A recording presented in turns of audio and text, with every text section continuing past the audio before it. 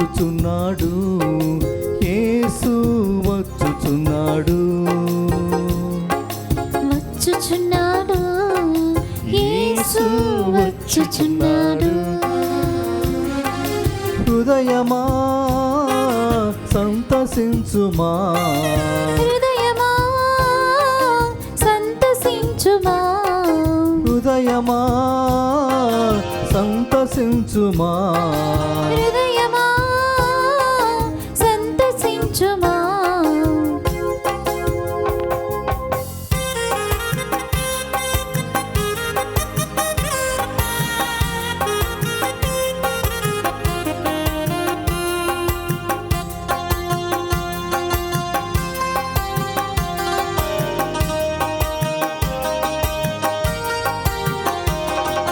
తట్టుచున్నాడు, తలుపు తట్టుచున్నాడు, తట్టుచున్నాడు, తలుపు తట్టుచున్నాడు. హృదయమా తలుపు తీయుమా, హృదయమా తలుపు తీయుమా, హృదయమా తలుపు తీయుమా, హృదయమా తలుపు తీయుమా.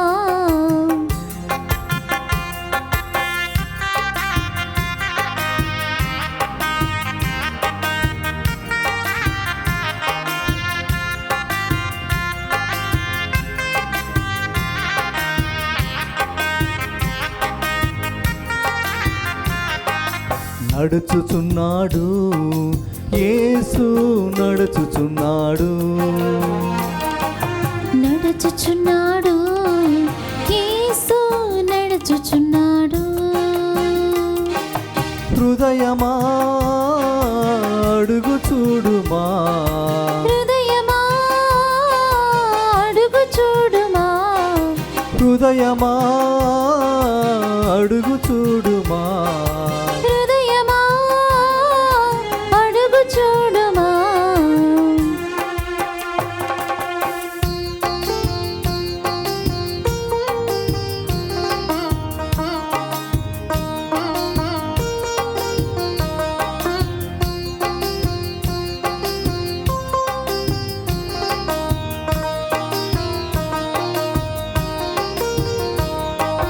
పిలుచుచున్నాడు, యేసు పిలుచుచున్నాడు, పిలుచుచున్నాడు, యేసు పిలుచుచున్నాడు. హృదయమా పరుగు తీయుమా, హృదయమా పరుగు తీయుమా, హృదయమా పరుగు తీయుమా, హృదయమా పరుగు తీయుమా.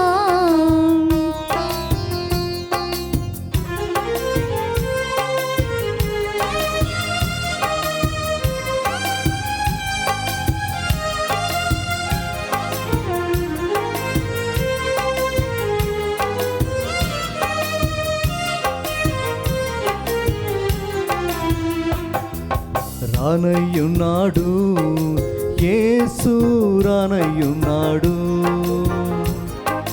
రానయ్యున్నాడు, యేసు రానయ్యున్నాడు.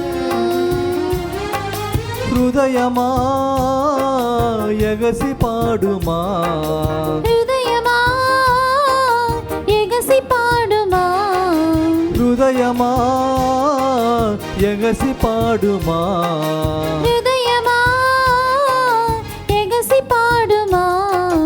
హల్లెలూయా యేసునకు హల్లెలూయా, హల్లెలూయా యేసునకు హల్లెలూయా. హోసానా యేసునకు హోసానా, హోసానా యేసునకు హోసానా.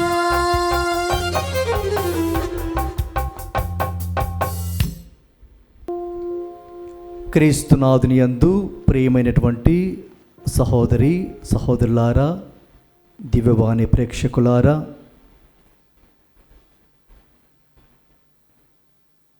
ఈ మధ్యాహ్నము వేళ మనమంతా కూడా ఈ ధ్యాన వడకములో రెండవ అంశంలోకి అడుగు పెడుతున్నాము. ప్రార్థనతో మరొకసారి మనమంతా కూడా ధ్యానాంశంలోకి అడుగు పెడదాం.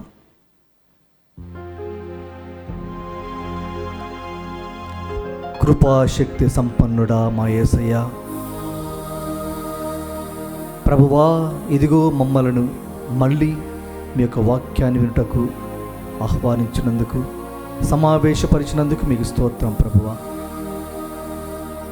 సర్వేశ్వర, ఉదయకాలమున మేమంతా కూడా మీ రాకడకు మేము సిద్ధపడవలసినటువంటి రీతిని మాకు ఎరుకపరిచినందుకు మీకు స్తోత్రం. ప్రభువా ఏదో తండ్రి, మళ్ళీ ఇంకా ఎక్కువగా మీ గురించి తెలుసుకోవటానికి, మీ రాక గురించి తెలుసుకోవటానికి మాకు ఈ సమయాన్ని ప్రసాదిస్తున్నారు. ప్రభువా మీకు స్తోత్రములు. మేము వినేటువంటి ప్రతి వాక్యపు విత్తనము మాలో చక్కగా నాటబడి ప్రభువా అది ఫలించుటకు కావలసినటువంటి శక్తిని ప్రసాదించమని మా నాథుడును మీ కుమారుడైన యేసుక్రీస్తు ద్వారా ఏమనిపించేస్తున్నాము తండ్రి. ఆమేన్. హల్లెలూయా, హల్లెలూయా, హల్లెలూయా, హల్లెలూయా, హల్లెలూయా, హల్లెలూయా, హల్లెలూయా. హల్లెలూయా.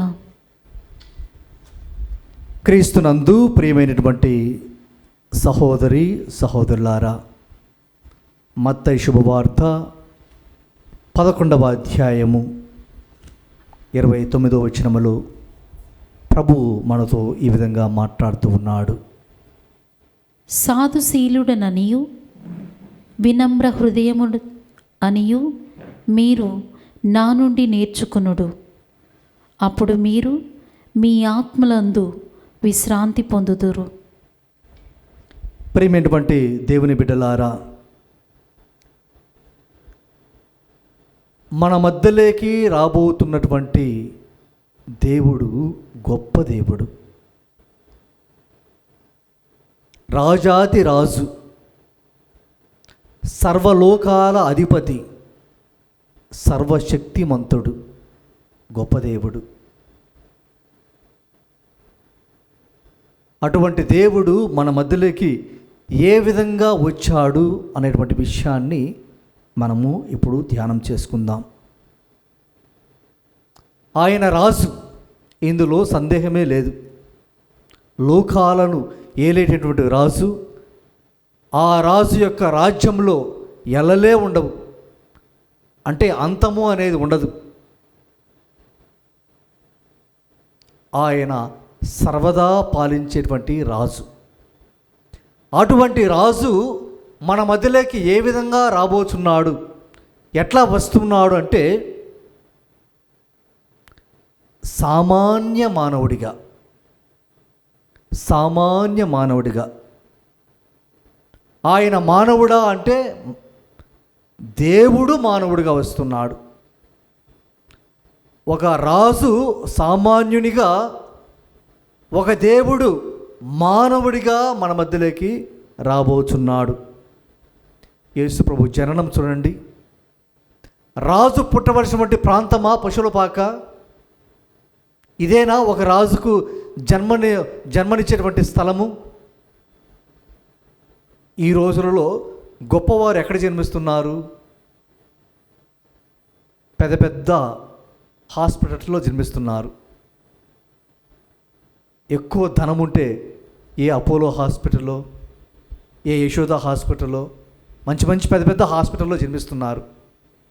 కేవలం పేదవారు మాత్రమే సాధ్యమైనంత వరకు ప్రభుత్వ ఆసుపత్రికి వెళ్తారు. మరి ఒక దేవుడు, ఒక రాజు పశువుల పాకలు ఎన్నుకున్నాడు. ఆయన ఎక్కడ ఉండేటువంటి వాడు? పరలోకంలో ఉండవలసినటువంటి వాడు. మన దేవుడు ఎక్కడ ఉన్నటువంటి వాడు? పరలోకంలో ఉన్నటువంటి దేవుడు భూలోకానికి వస్తున్నాడు. పరలోకవాసి భూలోకానికి వస్తున్నాడు క్రీస్తునందు ప్రేమైనటువంటి సహోదరి సహోదరులారా. అందుకే మత్తయి శుభవార్త 23వ అధ్యాయము 12వ వచనంలో మనము వాక్యము ఈ విధంగా ఉంటున్నాం. తనను తాను హెచ్చించుకొనువాడు తనను తాను హెచ్చించుకునివాడు తగ్గింపబడును. తనను తాను తగ్గించుకునివాడు హెచ్చింపబడును. క్రీస్తునందు ప్రేమిటువంటి సహోదరి సహోదరులారా, యేసు ప్రభువు తనను తాను తగ్గించుకొని ఈ లోకంలోకి వచ్చాడు. మనకందరికీ ఆయన ఒక ఆదర్శవంతమైనటువంటి జీవితాన్ని మన ముందు ఉంచుతున్నాడు. నేను పరలోకవాసినే, ఇందులో సందేహం లేదు. అయినా నీ కోసము నీ నిమిత్తమై నేను పరలోకము అనేటువంటి గొప్ప ప్రాంతాన్ని, ప్రదేశాన్ని, వాతావరణాన్ని వీడి ఇదిగో మీ మధ్యలోకి వస్తున్నాను, భూలోకములోకి వస్తున్నాను. నేను రాజును, ఎక్కడో సింహాసనం మీద ఉండవలసిన వాడును, పెద్ద కిరీటాన్ని ధరించుకొని ఉండవలసిన వాడును. మీకోసము మీ నిమిత్తము నేను సామాన్యునిగా మీ మధ్యకి వస్తున్నాను. నేను దేవుడను, కానీ మానవ రూపాన్ని ధరించి వస్తున్నాను. క్రీస్తునందు ప్రియమైనటువంటి సహోదరి సహోదరులారా, ఇంతకన్నా వేరేదేమైనా ఆ ఆదర్శాన్ని చూపాలంటే ఇంతకన్నా గొప్ప ఆదర్శము నాకు కనిపించదు, నేను చూడలేను. ఫిలిప్పీలకు రాసిన పత్రిక 2వ అధ్యాయము 6వ వచనములో వాక్యము ఈ విధంగా సెలవిస్తూ ఉన్నది. ఆయన ఎల్లప్పుడూ దైవ స్వభావము కలిగి ఉన్నను దేవునితో తన సమానత్వమును గణింపలేదు. తర్వాత వచనము, ఇది గ్రహింపవలసిన విషయము కానీ ఆయన తనను తాను రిక్తుని చేసుకొని సేవక రూపమును దాల్చి మానవ మాతృడుగా జన్మించెను. క్రీస్తునందు ప్రేమైనటువంటి సహోదరి సహోదరులారా, ఇప్పుడు మనం విన్నటువంటి వాక్యాలన్నీ కూడా దేవుడు తనను తాను తగ్గించుకొని ఈ లోకానికి వచ్చాడు. ఆయన తనను తాను తగ్గించుకొని ఈ లోకానికి రావడానికి గల కారణము మనలందరినీ కూడా హెచ్చించటానికి. ఆయన కిందికి దిగి వచ్చింది మనల్ని పైకెత్తడానికి. ఆయన కిందికి దిగి వచ్చింది మనల్ని పైకెత్తడానికి. క్రీస్తునందు ప్రేమైనటువంటి సహోదరి సహోదరులారా, ఈ ఆగమన కాలములో ప్రభు రాకడకై, ప్రభు జన్మదినానికై సిద్ధపడేటువంటి మనమంతా కూడా ఈ రోజుల్లో మనము యేసు ప్రభువు నుండి ఏమి నేర్చుకుంటున్నాము? ఆయన రాకడ మనకు ఏమి నేర్పుతుందంటే తనను తాను తగ్గించుకున్నవాడు, తగ్గింపుతనం. క్రీస్తునందు ప్రేమైనటువంటి సహోదరి సహోదరులారా, ఆయన తనను తాను తగ్గించుకుంటే తన తండ్రి అయినటువంటి దేవుడు ఆయనను రాజుగా చేశాడు. అందరికన్నా పై ఎత్తున ఆయనను కూర్చొని పెట్టాడు. క్రీస్తునందు ప్రేమైనటువంటి సహోదరి సహోదరులారా, మనము కూడా మన జీవితంలో తగ్గింపుతనము అనేది మన జీవితాలలో చాలా ముఖ్యము. క్రీస్తునందు ప్రేమైనటువంటి సహోదరి సహోదరులారా, ఎక్కడ ఈ తగ్గింపుతనము అనేది కనబడదంటే ఎప్పుడైతే మనలో గర్వము, అహంకారము అనేటువంటి ఈ దురంశాలు, దురాలోచనలు మనలోకి ప్రవేశిస్తాయో ఇవే మనల్ని తగ్గించుకోవటానికి సహకరించవు. క్రీస్తునందు ప్రేమైనటువంటి సహోదరి సహోదరులారా, దేవునితో పాటు సమానంగా దేవుని చుట్టూ, దేవుని యొక్క వాతావరణంలో ఉన్నటువంటి దేవదూతలలో ఒక దూత, లూసిఫర్ అనేటువంటి ఒక దూత ఏం చేసింది? ఆయనైనా పెద్ద గొప్ప, ఆయన మాట మనం ఎందుకు వినాలి? ఏం తక్కువ మనకు? మనం కూడా ఆయన దగ్గరే కదా ఉండేది, ఆయనతో పాటు కదా మనం ఉండేది. మనం ఎందుకు ఆయన కన్నా ఎత్తుగా ఉండకూడదు, గొప్పగా ఉండకూడదు అనేటువంటి ఆలోచన ఎప్పుడైతే మొదలైందో అప్పుడే ఆ యొక్క దూత యొక్క పతనము ప్రారంభమైనది. క్రీస్తునందు ప్రేమిటువంటి సహోదరి సహోదరులారా, సామెతల గ్రంథము 16వ అధ్యాయము 18వ వచనములో వాక్యము ఈ విధంగా సెలవిస్తున్నది. పొగరుబోతుతనము వెనుక వినాశము నడుచును. పొగరుబోతుతనము వెనుక వినాశనము నడుచును. తర్వాత పతనమునకు ముందు గర్వము నడుచును. పతనమునకు ముందు గర్వము నడుచును. ఈ దేవదూత దేవునితో సమానంగా తిరిగి ఉన్నటువంటి ఈ యొక్క దేవదూత ఎప్పుడైతే తనలో గర్వము అనేది ప్రారంభమైనదో, ఎప్పుడైతే గర్వము ఆ యొక్క దూతలోకి ప్రవేశించిందో, ఆ దూత యొక్క పతనము ఒక ఉన్నతమైనటువంటి స్థితి నుండి పాతాళమైనటువంటి లోకానికి త్రోసివేయబడింది. క్రీస్తునందు ప్రేమైనటువంటి సహోదరి సహోదరులారా, మన జీవితంలో కూడా తగ్గింపుతనము అనేది లేకుండా ఉన్నట్లయితే, గర్వము అహంకారము అనేది మనలో ఉన్నట్లయితే మనము కూడా త్రొక్కబడతాము, అణిచివేయబడతాము, వినాశనానికి గురవుతాము, పతనానికి గురవుతాము. క్రీస్తునందు ప్రేమైనటువంటి సహోదరి సహోదరులారా, ఈ గర్వము, ఈ అహంకారము మనల్ని గుడ్డివారిగా చేస్తుంది. ఈ గర్వము అహంకారం అనేటివి మనల్ని గుడ్డివారిగా చేస్తుంది. క్రీస్తునందు ప్రేమైనటువంటి సహోదరి సహోదరులారా, ఇతరులను తక్కువగా చూస్తుంది. ఈ అహంకారము అనేటువంటి పొర మన కన్నుల మీద వచ్చినప్పుడు ఇతరులంతా కూడా మనకు తక్కువ వారుగా కనిపిస్తారు. మనమే గొప్ప, మనకంటూ గొప్పవాడు లేడు, నేనే గొప్ప, మన అనేటువంటి అహంకారము మొదలవుతుంది. క్రీస్తునందు ప్రేమైనటువంటి సహోదరి సహోదరులారా, ఇది మన జీవిత పతనానికి, నాశనానికి కారణమవుతుంది. క్రీస్తునందు ప్రేమైనటువంటి సహోదరి సహోదరులారా, అడు తర్వాత మనలో అసూయ, jealousy, very dangerous evil. Jealousy. సామెతల గ్రంథము 27వ అధ్యాయము 4వ వచనంలో వాక్యము ఈ విధంగా సెలవిస్తూ ఉన్నది. కోపము క్రూరము వినాశప్రదమైనవి కానీ అసూయ వానికంటెను ఘోరమైనది.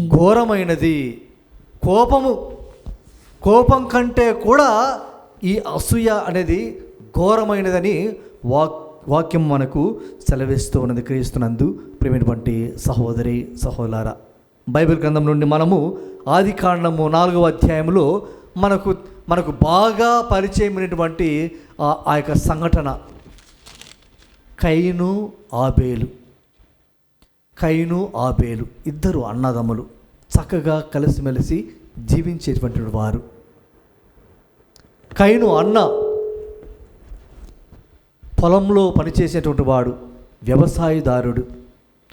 ఆబేలు అనేటువంటి తమ్ముడు గొర్రెల కాపరి. ఇద్దరు కూడా దేవునికి కానుకలు సమర్పించాలని అనుకున్నారు. కయీను ఆబేలు ఇద్దరు కూడా దేవునికి కానుకలు సమర్పించాలి అని అనుకున్నారు. కయీను ఏం చేశాడు? తన పొలంలో పండినటువంటి కొన్ని కంకులను దేవునికి సమర్పించాలి అనుకున్నాడు. మంచిదే, కానీ తాను ఎన్నుకున్నటువంటి కంకులు మాత్రము చాలా చెడ్డవి, నిరుపయోగమైనవి, వ్యర్థమైనవి, తనకు ఉపయోగము లేనటువంటివి, తనకు పనికిరానటువంటివి. క్రీస్తునందు ప్రేమైనటువంటి సహోదరి సహోదరులారా, కానీ ఆబేలు మాత్రము తన గొర్రెల మందలో ఉన్నటువంటి ఒక చాలా ముద్దుగా, అందముగా, బలిష్టముగా, అంతకన్నా ఎక్కువగా తనకు బాగా ఇష్టమైనటువంటి ఒక గొర్రెను దేవునికి కానుకగా సమర్పించాలి అనుకున్నాడు. ఇద్దరు వెళ్ళారు ఆలయానికి, దేవునికి కానుకలు సమర్పించారు. కానీ దేవుడు ఆబేలు కానుకను స్వీకరించాడు. ఆటోమేటిక్గా కయీను కానుకను తిరస్కరించాడు. కారణం ఏమిటంటే, కయీను తనకు ఇష్టం లేనిది, తనకు పనికిరానిది, తనకు అవసరం లేనిది, వ్యర్థమైనది, కుళ్ళిపోయినది దేవునికి సమర్పించాడు. ఆబేలు మాత్రము తనకు ఇష్టమైనది, తనకు అవసరమైనది, తాను ప్రేమగా చూసుకున్నటువంటిది, బాగా బలిష్టంగా ఉన్నటువంటి దానిని దేవునికి కానుక సమర్పించాడు. క్రీస్తునందు ప్రేమైనటువంటి సహోదరి సహోదరా, దేవునికి మనం ఇవ్వాల్సింది మనకు అవసరం లేనిది కాదు. మనకు అవసరం ఉండి కూడా త్యాగం చేసి ఇచ్చినప్పుడు దేవుడు దానిని ఇష్టపడతాడు. దాన్ని దేవుడు ఇష్టపడతాడు. మనకు అవసరం లేనిది దేవునికి అవసరమా? మనకు పనికిరానిది దేవునికి అవసరమా? మనకు ఇష్టం లేనిది దేవునికి అవసరమా? మరి దేవుడు తిరస్కరించడా అటువంటి దాన్ని? మన జీవితాల్లో చాలాసార్లు ఇదే జరుగుతుంది. కొన్నిసార్లు విచారణలో పనిచేసినప్పుడు కానుక పెట్టెలో కొంతమంది కానుక వేసేటువంటి విధానం చూస్తే అక్కడిక్కడ చినిగిపోయినటువంటివి, ఇంకా మాకు పనికిరాదులే, అంగంలో కూడా చల్లదులే, ఎవడు తీసుకోలే అనేటువంటి వాటిని కానుకగా వేసేటువంటి ప్రజలు ఉన్నారు. మేము లెక్క పెట్టినప్పుడు చూస్తాము, ఓహో ఈయనకి పనికిరాందని కానుక వేసినట్టున్నాడు. అటువంటివి దేవునికి, అటువంటివే మనం వేసేది? దేవుడు స్వీకరిస్తాడా? క్రీస్తునందు ప్రేమైనటువంటి సహోదరి సహోదరుల, మరి దేవుడు కయీను కానుకను తిరస్కరించాడు, ఆబేలు కానుకను అంగీకరించాడు. కయీను దేవుడు తన యొక్క కానుకను తిరస్కరించాడని చెప్పేసి తన తమ్ముని మీద అసూయపడ్డాడు. ఎందుకంటే తమ్ముని యొక్క కానుకను దేవుడు స్వీకరించాడు. ఈ అసూయ చిన్నదే, చూడడానికి వినడానికి చాలా చిన్నదే, కానీ హత్య చేసేదానికి అది హత్య చేసేంతగా అసూయ కయీనును ప్రేరేపించింది. ఒక ప్రాణం తీయడానికి ఎవడో కాదు, అతడు పరాయవాడు కాడు, పొరుగువాడు అంతకన్నా కాదు, శత్రువు ఇంకంతకన్నా కాదు, తన సొంత తమ్ముడు, తన తోబుట్టువు అయినటువంటి తన తమ్మున్నే చంపడానికి ఆ అసూయ ఆ కయీనును ప్రేరేపించింది. క్రీస్తునందు ప్రేమైనటువంటి సహోదరి సహోదరా, యాకోబు గ్రంథము 4వ అధ్యాయము 6వ వచనం వాక్యము ఈ విధంగా సెలవిస్తున్నది. యాకోబు గ్రంథము 4వ అధ్యాయము 6వ వచనము. దేవుడు అహంకారులను ఎదిరించును, వినమ్రులకు కృపను అనుగ్రహించును. ఇది బాగా వినండి, మళ్ళీ చదవండి సిస్టర్. దేవుడు అహంకారులను ఎదిరించును, వినమ్రులకు కృపను అనుగ్రహించును. అందుకే మనం మొట్టమొదటిగా విన్నాము, తనను తాను తగ్గించుకునేవాడు హెచ్చించబడును. తనను తాను హెచ్చించుకునేవాడు తగ్గించబడును. క్రీస్తునందు ప్రేమైనటువంటి సహోదరి సహోదరా, మనము వినయాన్ని ప్రదర్శించినప్పుడు, తగ్గించుకున్నప్పుడు దేవుడు ఏం చేస్తాడంట? ఆయన అనుగ్రహాలను ఇస్తాడంట, తన కృపను ఇస్తాడంట. క్రీస్తునందు ప్రేమైనటువంటి సహోదరి సహోదరా, అందుకే మనము యేసు ప్రభు జీవిత కాలమంతా బాగా గమనించండి. పుట్టుక నుంచి మరణం వరకు ఆయన ఎక్కడ గర్వంగా విరవిగినట్టు మనం ఎక్కడా చూడము. ఆయన పుట్టుక నుంచి ఆయన మరణం వరకు కూడా ప్రతి సందర్భంలో ఆయన ఎప్పుడు కూడా తనను తాను తగ్గించుకున్నాడు. ఆదిలో ఆయన పరలోకంలో ఉండవలసిన వాడు భూలోకానికి వచ్చాడు. రాజుగా ఉండవలసిన వ్యక్తి సామాన్య మానవునిగా వచ్చాడు. ఒక దేవుడు నరరూపం ధరించాడు. ఎక్కడో మంచి ప్యాలెస్లో, భవనంలో పుట్టవలసిన వ్యక్తి చిన్న పశువుల పాకలో జన్మించాడు. ఇది తగ్గింపు తరం, ఇది తగ్గింపుతనం. అందుకే దేవుడు ఆయన్ను హెచ్చించాడు. అందుకే దేవుడు ఆయనను హెచ్చించాడు. క్రీస్తునందు ప్రేమైనటువంటి సహోదరి సహోదరులారా, మరి ఈ ఈ ఈ కృపాకాలంలో, ఈ అనుగ్రహ కాలంలో ప్రభువు మనకిచ్చినటువంటి గొప్ప సందేశము తన యొక్క జీవితం ద్వారా ఏమిటంటే, వినమ్రులకు ఆయన తన కృపను అనుగ్రహించును. వినమ్రులకు ఆయన తన కృపను అనుగ్రహించును. కాబట్టి మనల్ని మనము తగ్గించుకొని జీవిస్తూ దేవుడిచ్చేటువంటి కృపకు పాత్రమగుదాం. పిత, పుత్ర, పవిత్ర ఆత్మ నామమున ఆమేన్.